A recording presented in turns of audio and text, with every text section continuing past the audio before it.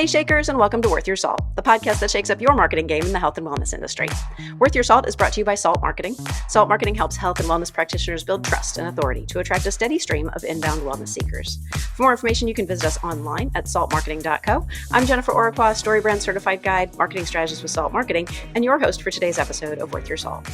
Now, in the world of entrepreneurship, few names resonate as strongly as Clate Masks. As the CEO and founder of Infusionsoft, now Keap, Clate has carved a remarkable path over the last 2 decades, taking his vision of powerful automation accessible to all to create something that's nothing short of a transformational tool for small businesses and the entrepreneurs who run them. Clate's journey from a budding entrepreneur himself to the seasoned leader that he is today is marked by resilience, innovation, and a relentless pursuit of growth and balance. I'm incredibly honored to be talking to Clate at this pivotal moment. His new edition of his iconic book, Conquer the Chaos, is rolling out as we speak. A beacon of inspiration and a personal hero to countless small business owners, Clate's insights have empowered us to think differently about what success and balance mean. Today, Clate continues to lead the charge, offering fresh perspectives and personal wisdom to help us navigate the complexities of small business ownership. Clate, it's a privilege to celebrate this moment with you. I sincerely appreciate you joining me today on Worth Your Salt. Oh, thanks so much, Jennifer. Great to be with you. That was such a kind introduction, and I'm happy to be here. So, Clate, we almost always start with a backstory on Worth Your Salt. So I'm hoping you can share a little bit about the start of your journey as an entrepreneur. The backstory for me is that I always wanted to be a business owner.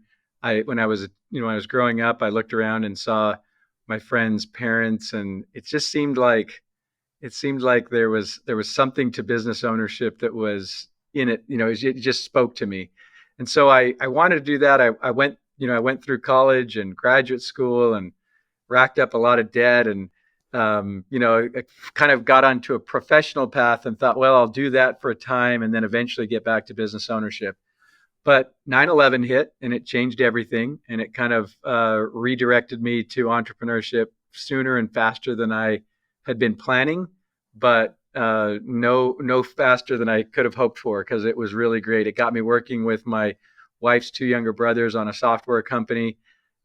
This was about 21 years ago, and maybe I guess 22 years ago, something like that. And we started working together, and the first 2 years or so were just super tough, but we figured it out. There were a few little pivotal things that happened along the way, and like most businesses, it took us about 3 years to get out of survival mode and think, okay, we got this thing, it's going to work. And, I could share some of the key things that happened along the way. Yeah, and I want to talk about your experiences and how those play into the new edition of the book in just a bit. But I'm curious about what you see as the biggest challenges facing small businesses now. In the book, I talk about mindset as the number one key. And I really believe that to be a successful entrepreneur, the most important thing is the way that you set your mind every day. And the reason is that there are so many things that are coming at us, and there's so much, there's so many different things that we need to tackle in order to come out on top as an entrepreneur, that if our mind isn't set right, then any number of things can take us down. And so you can look around and say, well, what are the challenging things? You name it. There's all sorts of stuff out there. Everything from the economy to competition to, global unrest. You name it. There's just. And it'll always be that way. There'll always be so many things that, frankly, are stacked against the entrepreneur. It's why most people don't do it. You have to be a little bit irrational. You have to be a little bit, have a little different perspective than most people. And then you got to work really hard to maintain that. And sometimes it can look a little crazy from the outside, but entrepreneurs they can see things. They have a sense for things. And they believe in themselves in a way that make it not irrational to go after their business with their whole heart and soul. Makes sense. And you think about all those different things coming at you. We talk about that sense of overwhelm. As entrepreneurs, we're often in a space that lacks the systems and processes that we need to control that chaos. Yep. So what role do you think technology plays in managing that? Yeah, it's huge. I describe the chaos. I call it, the small business chaos is the disorganization and overwhelm that come from not enough hours in the day, let's face it, and insufficient systems and processes. Well, the hours in the day thing, that's always going to be there. I've never talked to an entrepreneur that says, yeah, I've got plenty of time. There's not enough hours in the day. That's the reality. Everybody wishes they could clone themselves, wishes they could somehow invent, some kind of time travel. But when you get down to it, the real root cause is poor processes and systems. And this is probably the biggest difference between bigger, more established businesses and small businesses. It's that over time, businesses develop the systems and processes. And so they can't get big without creating the systems and processes. It's just not possible. And so, on the other hand, small businesses are usually doing a lot of repetitive tasks. They're doing a lot of mundane manual things that don't need to be done that way. And it's what causes small businesses to plateau and top out. And I talk about this in the book. There's a really interesting phenomenon that when you look at small businesses, they tend to hit these plateaus on the ones and threes of revenue. So what I mean by that is at 100,000, and then again at 300,000, and then at 1 million, and then again at 3 million, and then 10 million and 30 million, and so on. It's a very curious law of business growth. And I think everybody kind of understands that you tend to grow in stair-step fashion, not in a smooth linear fashion. But the data really bears it out. It's really obvious when you look at the Census Bureau data, and certainly my experience over more than 2 decades is that you have these plateaus that occur. And why do they occur? Well, you get to these levels of inefficiency. Essentially what happens is your people, products, and processes have to change at the ones and threes of revenue. And if they don't, you get stuck. And so when you take a step back and look at it, it's usually the processes that are the real culprit. And there's a lot of inefficiency that builds up. And whether that's in the marketing process or the sales process or your services or just the internal workflows of the business, the manual work, the repetitive tasks begin to put a glass ceiling on your growth potential. They begin to hold back the profit. And frankly, they require an amount of time that you just, you can't put more time in. And so you get stuck at these levels on the ones and threes of revenue. That makes perfect sense. So looking at technology, how can we leverage tech in order to kind of get past those? Yeah, places? I always say that technology, and particularly automation, is the great game changer for small business. And people say, well, yes, that serves you well. When you've got a hammer, everything looks like a nail. I hear all those things. But if you stop and think about it, here's the reality. You can only grow business by putting more capital behind it or more labor behind it. This is age-old economics. If we go back to the recesses, maybe painful recesses of our minds. I was an economics major, so this is very normal and natural to me. But if you remember back to the old economics teachings that we all got, that's how you increase the productivity or the output of a business, meaning growth. More inputs of capital or more inputs of labor. I mean, that's it. And then they remind us there's actually one other thing that can make a difference. And this is from the old manufacturing businesses days. And this is more equipment, right? You can get a piece of equipment that will put more efficiency into the business. And you can do things, have a machine produce things instead of labor producing it. Well, that's sort of a cousin of more capital, right? You get capital to put more equipment into a business. But if we just take that simple construct of how you grow a business, well, more labor, more capital, or more equipment. And then you say, okay, well, let's fast forward to today. Today, especially in a service business, it's usually not that we're going and looking for more equipment, and we're not usually going out and getting more capital to put into the business. And so it comes down to more labor. Well, what's more labor? It's more time, right? It's more time from us or more time from the people we hire. And so the reason I say automation is the great game changer for small businesses is that it is to today's small service-based business what equipment was back in the manufacturing days that we read about, in economics years and years ago. And that is that automation now makes it possible for you to get more out of your time, more out of your labor. And so it literally changes the equation. I'll put it more simply this way. I wrote about this in the book. When my son was young, I asked him, "Hey, what do you want to do when you grow up?" He was 9 or 10 at the time, and he's like, "Oh, I want to do what Jake's dad does." And I'm like, "Oh, that's awesome. It's great that I'm thinking he's got this, he's got life all figured out at the young age of 10." And he's like, I said, "Well, what does Jake's dad do?" I don't know, but he's home all the time and they got a lot of money.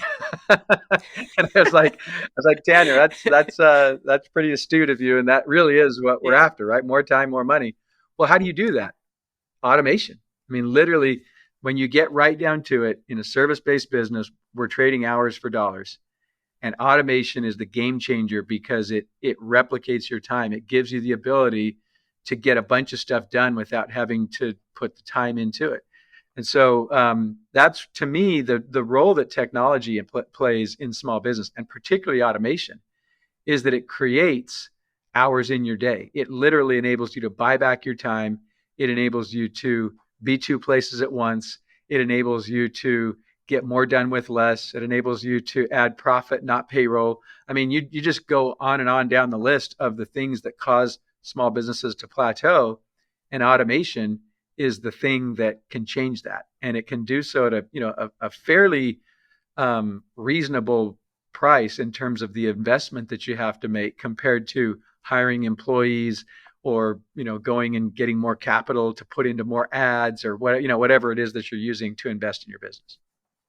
Yeah, and I've always said that Keap is my most underpaid and most productive employee. So I love I, that. I completely get We that actually hear replace that a lot. completely. It's one of the most common Yeah, phrases that people say, is that Keep is my most valuable and productive employee. And I love it. I don't think there's a absolutely. better, I Yep. couldn't say it any better. I absolutely love that Yeah. phrase.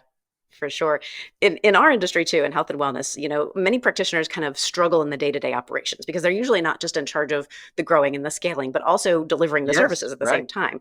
So I'm wondering if you have advice for entrepreneurs in this industry so that they don't become trapped by their business, so they can find more time and money and freedom, kind of like the friend's dad that you just Yes. described. How do they find Yeah. that? I love that you called that out. We see this all the time.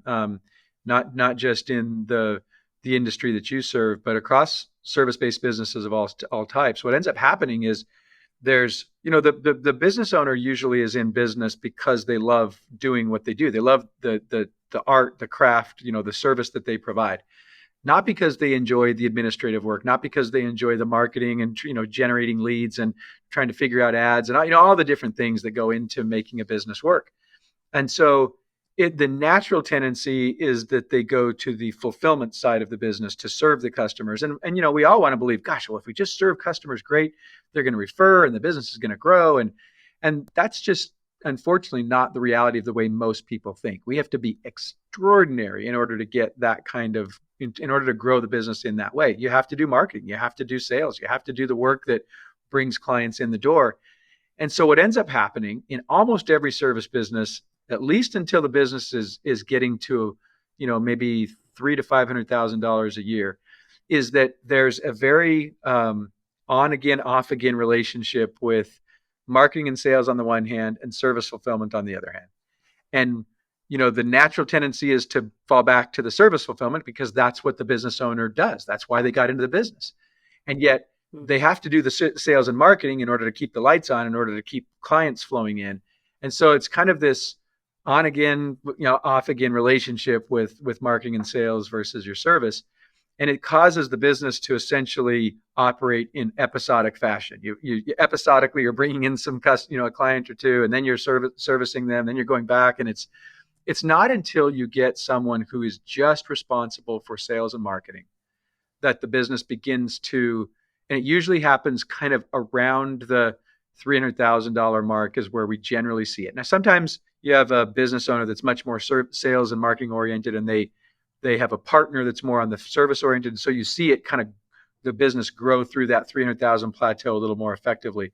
But oftentimes the business kind of struggles in that 100 to 300,000 until you get a person who full time is focusing on sales and marketing. So I think what I would say is, just, there are different ways to play this challenge and this tension between sales and marketing versus service. But the first thing to do is to notice and recognize that it exists. And the way to break through that 300,000 plateau is to have someone who is consistently full time. Their responsibility is on bringing clients in the door. And so whether you can try to beat that principle of business, but it's just true. It just exists. And so a lot of times people will fight it and struggle, and then finally they just go, okay, one of us has to focus on this, and just focus on that. And it's really great when you have a partnership and one person can take more of that responsibility as the primary responsibility, and then fulfill as a secondary responsibility, while the other person is taking fulfillment as a primary responsibility and sales and marketing support as a secondary. But if you don't have that, you can get it through an assistant. You can get it through a family member. You can get it through somebody that you're paying on a contractor basis or a part-time basis. There are different ways. You just need that consistent focus on sales and marketing. And so that's probably the first thing I would call out is notice that dynamic and notice how you're investing there. Because if you don't see that, then most of the time you're going to get default pulled into the fulfillment, which is fine. You love serving your clients, but you're going to be frustrated with the plateau that you're up against and maybe not understanding why you're hitting it. So that's the first piece. The second thing I'll say is more on the fulfillment side. And this is where you can free up some resources, some cycles, some time to do more sales and marketing. And that is that a lot of times on the fulfillment side, it's very manual, one by one. It's not a very efficient way of delivering. And so I would just encourage people to see that their fulfillment process can be automated in so many ways that would then free them up. In the case where you're a solopreneur, it's just you got to get some time freed up to be over on the sales and marketing side to grow it. And one of the best ways to do that, if you're defaulted on the service side, is to automate more of your service fulfillment so you can put some cycles and time and energy into sales and marketing. Yeah, that's smart. We talk about that a lot in our industry because you're trained, you're a doctor of chiropractic, you've learned massage therapy, whatever that specialty might be. You've not necessarily learned the business Right. skills. You don't necessarily have those marketing skills to help Right. grow the business. So I'm wondering, we talked a little bit about your early journey as an entrepreneur. How have you approached failure and setbacks like that as an entrepreneur? What lessons Oh have you gosh. learned? I learn them every day. They never stop. And it's Don't we part of why I all? love entrepreneurship is because it's such a great lab for life. You just grow and get better, and you take it on that way. And I think there's a lot of different lessons learned, but a few things that I'll share that are just some principles that we've learned over time. And one is that a lot of times, you want to serve your clients, you want to serve your customers, and so you'll give free things to them. And one principle I've learned is that free frequently works against the customer. And it's a counterintuitive thing, especially for people who have a servant heart and they want to give, they want to help, they want to. And I see this a lot of times in service-based businesses where we want to give so much that the the customer is not valuing what we're giving, and then they don't consume it the right way, they don't get the benefits, they end up blaming the person who gave it to them, which is kind of Mhm. ironic. And so one thing I'd say is that free actually works against the customer in most cases. Not always. There's some things that you can do for free, but you always want the customer to see the real value that you create. And so I am certain that your listeners, nearly every one of them has a way in their business where they could start to put more value on what they offer for free and actually get paid more for it, get appreciated more for it, and actually grow their business by getting out of that free conundrum that sometimes we get stuck in. So a lot of times it's not just the struggling entrepreneur that needs a bit of a wake up call. And I talk about this quite a bit in the book. It's the successful entrepreneurs. Their businesses are doing great, but they are drawn in by the business. They're intoxicated by the business. Frankly, they're a little bit addicted to the business, and that has a lot of challenges, a lot of issues, and it can create a lot of imbalance in the person's life, and frankly, a lot of regret and sadness down the road if it's not addressed early on. So those are just a couple principles that I think run through almost every business and the ups and downs that we face. And I've had some hard lessons where I've had to relearn those things, hard experience where I've had to relearn those lessons. But I think every entrepreneur can benefit from those 2 points. So, based on that idea, kind of that curse of success, what led you to write the first edition of Conquer the Chaos back in 2010? What did you hope readers would gain from Yeah. it back then?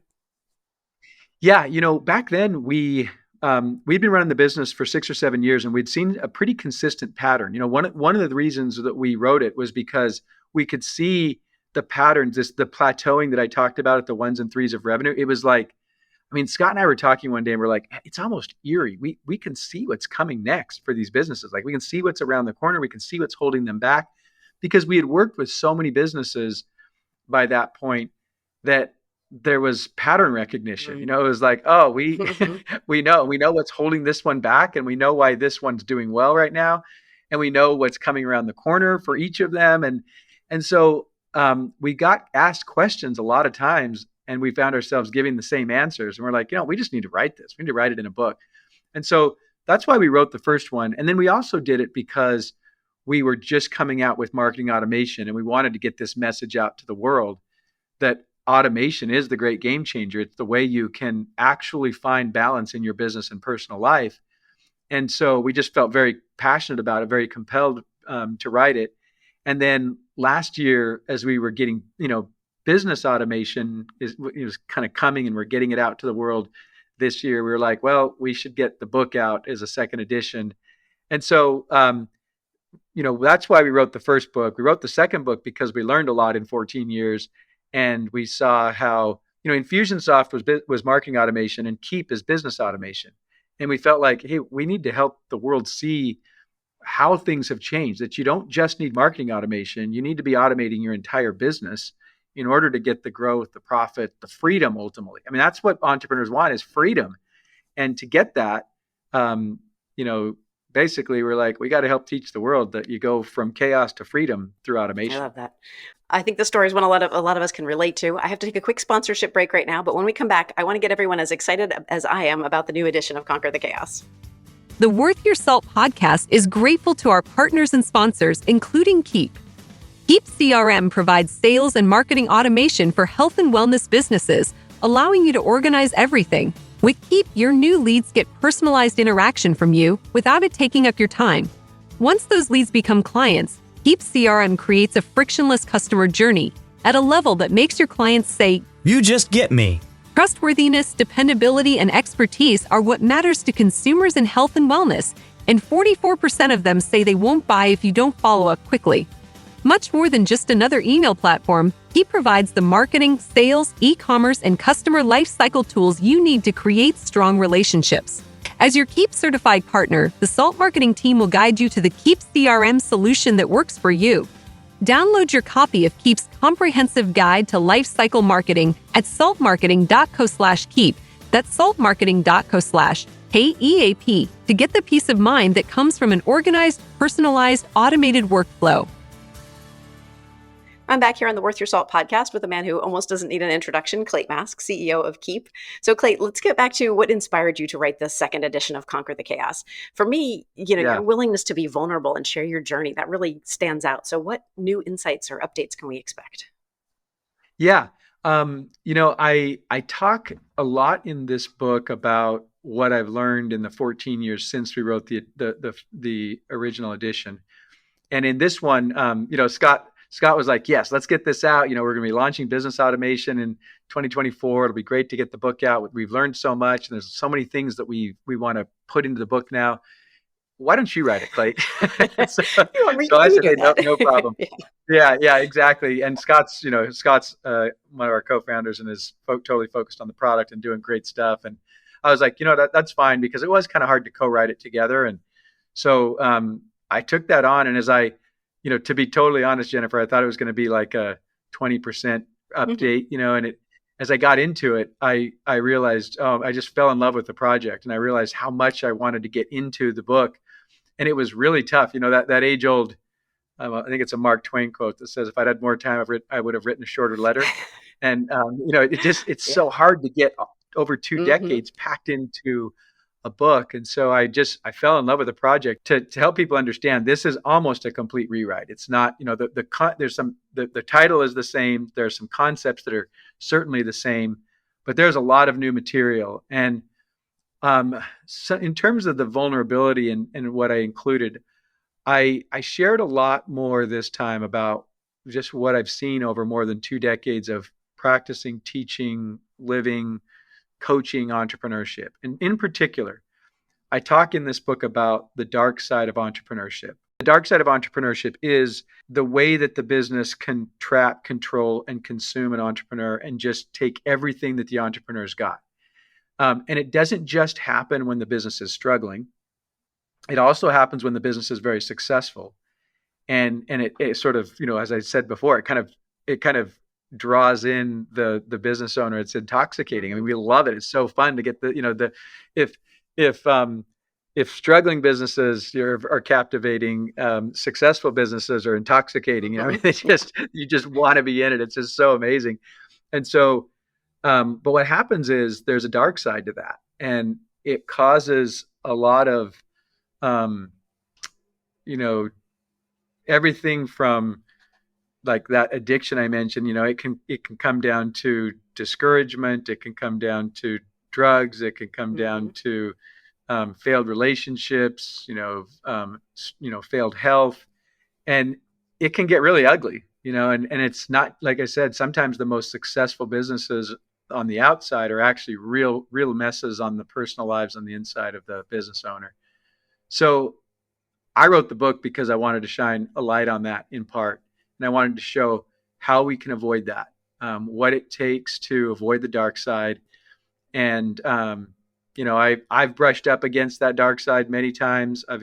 Personally, I've definitely seen it with close friends, family, loved ones, customers, partners, you name it. And sometimes the results are pretty tragic. And I think that as beautiful and as amazing as entrepreneurship is, we also don't realize that it's a double-edged sword, and it can cut deep and it can cause a lot of problems. And if we're not intentional about it, we can find ourselves living with a lot of regrets as a result of perhaps a very successful business. And of course, I haven't gotten my hands on the new book yet, but I know it includes not just life cycle automation, but also concepts of work-life balance. So how do you see that shaping the future of small business entrepreneurship and how we think about it? Yeah. I define in the first chapter of the book, I say, since they're talking about Conquer the Chaos, the 6 keys to success for entrepreneurs, let's get really clear on what success is for entrepreneurs. Let's define it. And I define it as balanced growth in your business and personal life that produces freedom. Because I believe that's what we really want as entrepreneurs. We want that freedom, and that freedom comes in the form of money, time, control, impact. So if entrepreneurial success is balanced growth in your business and personal life that produces freedom, then we need to really unpack that and say, well, how do we get to that? And balanced growth, there's a lot of people that say, well, balance, it's semantics. Well, we're trying to grow. We're trying to get better in our business and personal life, and we want to experience that freedom. And so, that's what the 6 keys are all about. It's about how it's, kind of a blueprint for how you actually create that. And you don't have to make trade-offs and sacrifices that either, are too heavy on the business side or too heavy on the personal side. And I want to get into the 6 keys in a bit, but I know that the book also includes some really outstanding stories of entrepreneurs that so many of us can relate to. So I'm wondering if you might want to share 1 or 2 of your favorites. I'm going to tell you a story about an entrepreneur that's, I lead this off in the book, and then I'll tell you my personal story that I end the book with. A customer of ours, a guy named Mike Callahan, was an entrepreneur that started a landscaping business when he was young. And he, was right out of high school kind of thing. And it struggled for a while, and his family and friends were worried about him, just like all entrepreneurs' families and friends are. And, they all gave him advice and told him he needed to get a real job and all those things. And he battled through all of that and got to the point where the business was actually pretty darn successful. And, he was viewed as a success by his friends and family. He was experiencing the thrills of entrepreneurship and some financial freedom. And he was excited about what he was doing, and he met a woman, they got married, and she started to get frustrated with how much he was putting into the business, and he couldn't balance it out. And he was so committed to the business that she started to get, really frustrated with the relationship. And on Valentine's Day, he came home from work and she said, I'm done. I can't do this. And I want a divorce. And they got divorced, and it hit him really hard. It was super tough on him. And he reflected on what it was to build a successful business and how he could also build a successful life. And I love this. He went and he did a bunch of research and he came across a bunch of content about life cycle automation. And he realized, oh, there's a way to do this where I can automate a lot of my business. And, of course, we had created a bunch of content around that and he had consumed it. And he got into our product and started using our software to automate his business. And he later remarried and got to a place where he had got things balanced out where he could have a great business and a great life. And automation was the key thing that made that happen. And I actually, just so funny because he now teaches 7-figure landscape businesses, 6 and 7-figure landscape businesses, how to do automation and how to have a great business and a great life. He teaches them just what he learned. And he's a partner of ours now and helps them use Keap to do that. And about 3 weeks ago, he was here with 40 of his top customers in our building doing a training with them. And I went in and spoke to them and I said, "Hey, Mike, I don't think you know this, but the first 2 words of the book are Mike Callahan." And he goes, "No, I didn't know that. That's awesome." And I told the whole group the story. And I had told Mike that I was, I'd asked him if I could include the story in the book. And he said, sure. And, he kind of made sure I got the facts right and everything. But when I was editing it and putting it all together, I decided to put it as the very first story in the book. And the reason is that it really illustrates the conundrum that we face as entrepreneurs, the tension that exists in our business and personal lives. And it is real and it is hard to deal with. And automation is the great game changer. So I share that story first.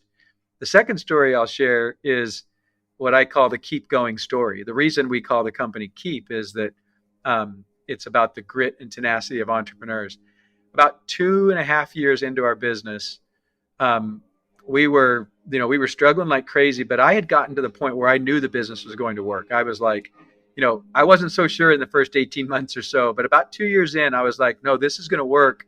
It's just not working for us financially yet because we were so in such a financial hole in the business that we were having to dig out of that before there could be much money flowing home. Well, Charisse, with 4 kids at home as a stay-at-home mom, she was just dying. She was like, "Look, I need you to go get a real job. We can't keep doing this." And I kept telling her, "Look, honey, it's getting better. It's getting better." And she would go along with it. And finally one night she was like, "Look, it's not getting better for me. I can't do this anymore. You have to promise me you'll go get a job." And I said, "Okay, I will." She's like, "Tomorrow. You have to promise me that tomorrow when you go into the office, you will look for a job." And I fought her on it. And I finally realized, this is a hard conversation. This was a tear-filled conversation both ways. Because I knew I loved the business and I didn't want to let it go because we'd put 2.5 years into it and I could see the light at the end of the tunnel. It was real. I was, whereas I might have been very delusional for a period of time, I was no longer delusional. I was certain it was going to work. I could see customers that were using automation and it was changing their businesses and their lives. And we were starting to use it and it was changing our businesses, and I could see that I could see it was going to work, but she was right. It wasn't getting better for her. It hadn't translated to any financial change at home. And so, I finally relented and said, "Okay, I'll look for a job when I go into the office." And in my mind, I thought, maybe I could leave for a period of time and then come back around to the business, where my 2 co-founders had made it work. And anyway, I went into the office the next day, fully intending to look for a job. But that day, just like it happens to so many entrepreneurs, the business swallowed me whole. And I was busy putting out fires and reacting to everything from leads to customers that needed this and software issue that needed that, whatever it was. It just, before I knew it, it was 6 o'clock. I was driving home and I hadn't done a bit of job hunting. And I was nervous. I was worried. And when I just didn't know what I was going to do. And I got home and I knew that Charisse was at her wit's end. I walked into the house and I found Charisse and she turned around and she looked right at me and she said, "Did you look for a job today?" And I said, "No." And I braced myself. I just didn't know it was coming. And she walked across the room to me and she gave me a big hug and she just held on to me. And I kind of tried to step back and she held on. And then I could tell she was shaking. She was shaking. I could tell she was crying. Then I started crying and I didn't know why. And I didn't know why she was crying. We were both standing there I'm sure our kids are looking at us like, what's going on? For sure. I was wondering what's going on. She finally kind of loosened up, let go. And I said, what's going on? And she said, everything's going to be okay. God knows what we're doing. Just keep going.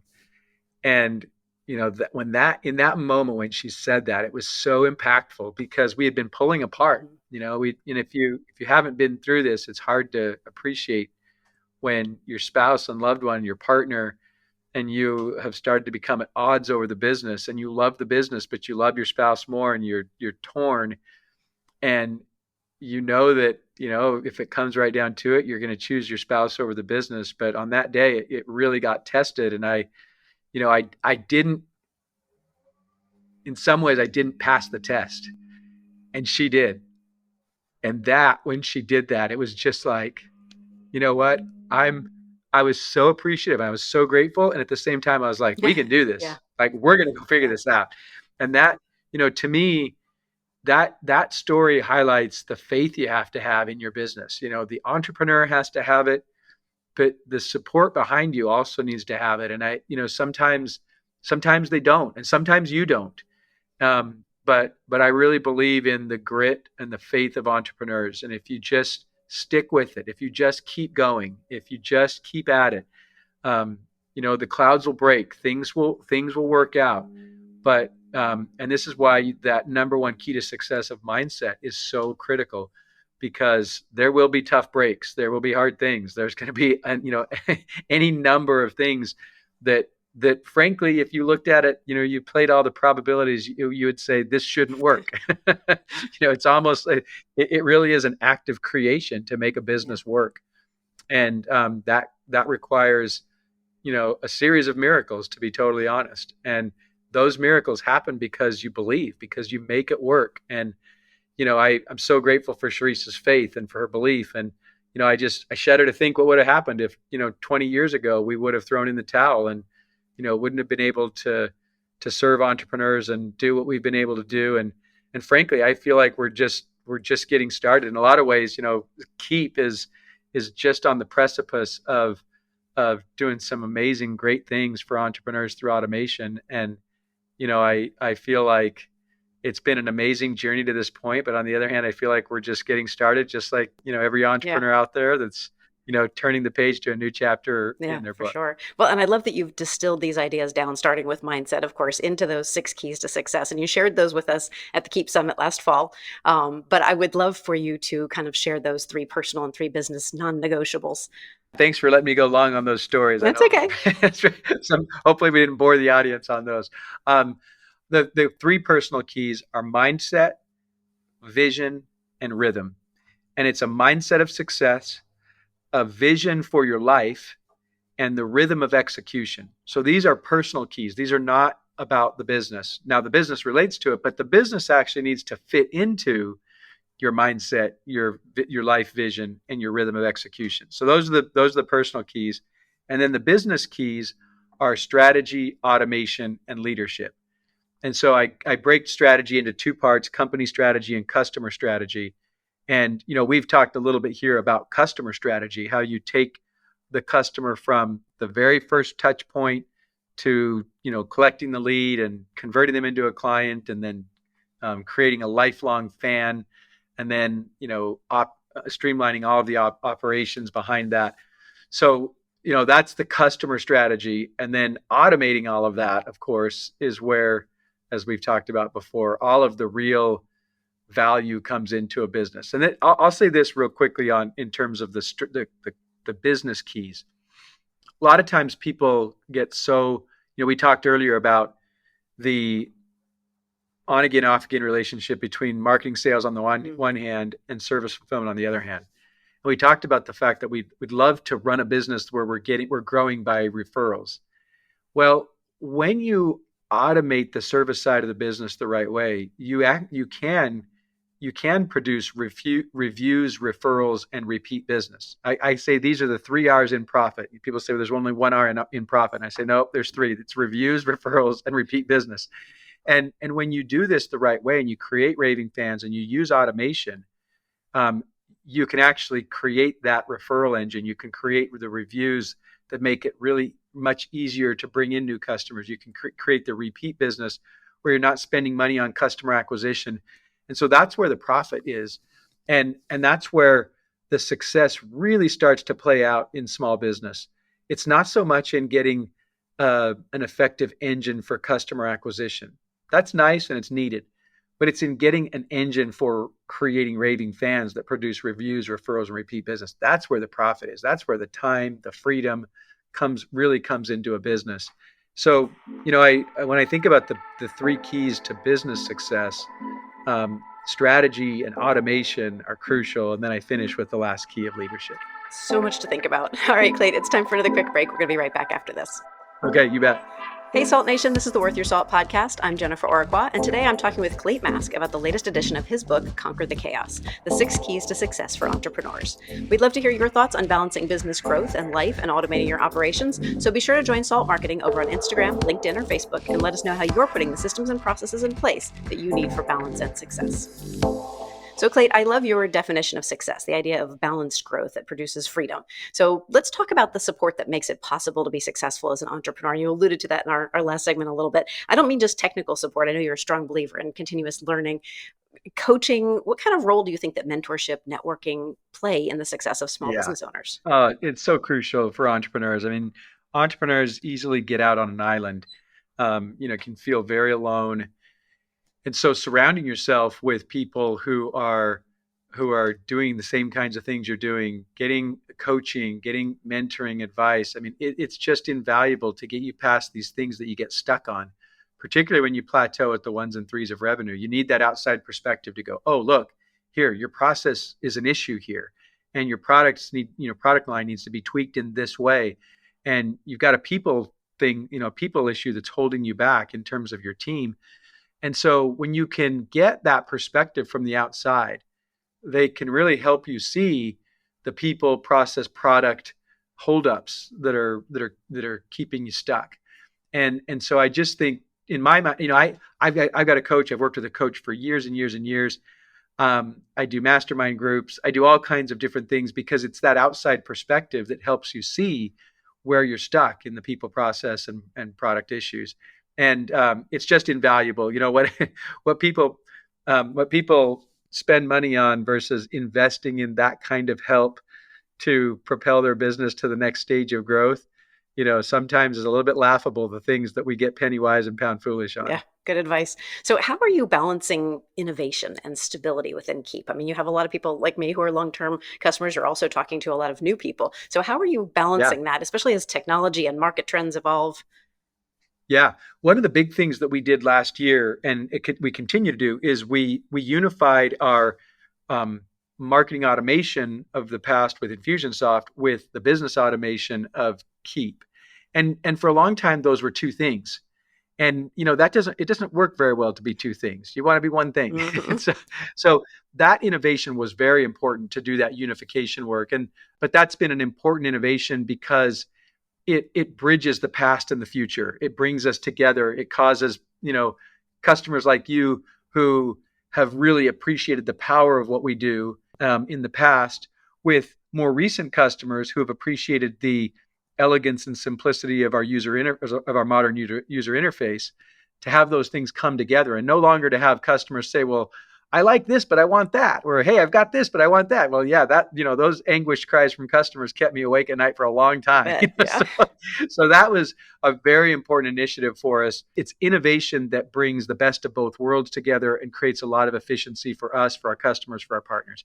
The second thing we've been doing is injecting a lot of AI into the product to take automation to the next level, to make it possible for customers to be guided to the things that they should do, and even to have the software help them in creating their content or creating their messages. I mean, there's so much in terms of what we call our content assistant that helps our customers and our partners. So that's a second thing we've done in terms of innovation.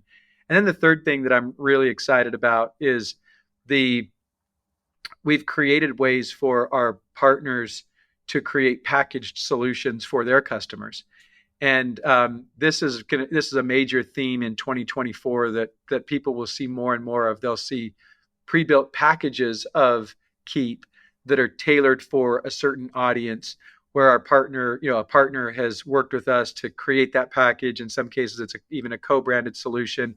So those are some areas, some ways that we've innovated. But the most powerful is what we've been doing to bring business automation to the market. And some of these things people haven't even seen yet. We've got some stuff that's rolling out next month that I'm super excited about. And then we've got some more things we'll be, just kind of each month we have things we're sharing. But it's really just about applying automation across your entire business. For a long time, you know that our campaign builder was kind of the crown jewel of our automation engine in Infusionsoft. And it was, you listen to the name of that, campaign builder, it sounds very marketing oriented. Well, like I said, Infusionsoft was marketing automation, but Keap is business automation. And we've evolved and adapted and expanded that builder to be an automation builder. And there are pieces that are starting to come out. People are starting to notice it, and I kind of have the Cheshire cat's grin, because I know what's coming in the next few months, and it's really cool stuff. And so everything from helping small businesses automate their workflows and their sales and marketing and service and operations. It's just really exciting stuff. That's I believe is true game-changing, industry-changing innovation for small businesses that want more growth, profit, and freedom through automation. Yeah, I love it. And I can tell you that every single innovation that comes out, from the content assistant to all the things as partners that we really appreciate, I just want to stand up and cheer every time something new comes out. So, but with all this change and everything that's come in the 15 years between the first and the second editions of the books, what do you see as the landscape of small business moving toward in the next 5 to 10 years? If you had a crystal ball. Yeah, great question. What I see is the thing that makes small business amazing is the personal touch. And what I see is the personal touch extending in many ways so that you can scale your business. You can scale that personal touch and have it feel very, very, a very visceral personal experience for your customer. Where, maybe the comparison is, if you send an email marketing broadcast out, in days past, and it was, "Hi, friend," there wasn't much personalization. And then you started to be able to do merge fields, and you could put some personalization into it. But now with more advanced automation, you can really create customized content that's personalized for that person, so that it feels very personal. Well, take that concept into every interaction, where your automation, your AI, and your human interactions are all kind of blended together in a way that enables you to speak to many in a very individualized, personal way. That's what I see happening. The real savvy practitioners are doing it now, but I see it becoming mainstream, and just the way that it works. And frankly, it's what makes small business. It's personal. And I see with AI is artificial intelligence, but HI is human intelligence, and automation is technology that enables us to put things on autopilot. I see the elegant blend of those three things, of AI, HI, and automation, coming together so that we can build personal relationships in a very efficient, scaled way that brings that connection. And I think that's what it will start to look like over the next 10 years. Yeah, I love that. And particularly in our industry, in health and wellness, you really do need that personal touch. I mean, you need that connection with people. There's an element of trust that goes beyond what we talk about in the marketing world. So really important there. So I'm wondering what legacy you're hoping to leave as a leader and as an entrepreneur, both within Keap and in the broader business community. Yeah. Thanks for asking. I think, in terms of Keap, I want Keap to be a great standalone independent business that serves entrepreneurs, that is, not beholden to investors or, Wall Street, but operates as a strong independent business in terms of, and does for decades to come, and I want it to stand for the the grit, success, faith of entrepreneurs. Um, in terms of serving entrepreneurs, it really is about helping entrepreneurs achieve success, that balanced growth that brings freedom. And, to me, that's what I want to be known for. I want to be known for that fact. I've said in the marketing automation days, I would say, and I still do sometimes, that, because I know follow up works, and the fortune's in the follow up, and that's really kind of a central premise to marketing automation. I would say I want my gravestone to say, here lies a great husband and father, and follow up works. That's good. But I also want, as I look at business automation, and the legacy I want to leave for entrepreneurs is that you can have a great business and a great life. And that's what I want people to know and feel and experience. And I absolutely believe it's automation that makes that possible. I love that. So what message would you leave with listeners who are in that place of chaos, who might not be able to admit to themselves that it's just all too much and they might need some support? Yeah. I would say recognize what the source of the chaos actually is. A lot of times they don't realize it. They know that, hey, that's just, they kind of just come to expect that's just small business life. That's just, there aren't enough hours in the day. I just got to grind, work like crazy. And eventually I'll get a break. And what happens is they usually get to a place of stagnation or burnout more often than they get to a breakthrough. And so I want them to get the breakthrough, not the burnout. And in order to get that, you have to understand what's the real source of the chaos. And if you could just boil it down, you're not going to just discover more hours in the day. So you've got to figure out, how do you actually make more hours in the day? And when you get right down to it, it's that you've got to map your business process. That's the issue. Mm-hmm. When we don't do that, we're in reactive firefighting mode, dealing inefficiently and ineffectively with problem after problem, fire after fire, sometimes putting on the hero's cape, thinking we're, solving it and making it all happen. And then we get a certain rush and a certain ego payoff from that. By the way, I write a lot about ego in the book, because it is the entrepreneur's enemy. It is the thing that holds us back. And if we don't check the ego and get rid of the dopamine hit that we gain when we put the fire out successfully, then we just stay in that firefighting mode.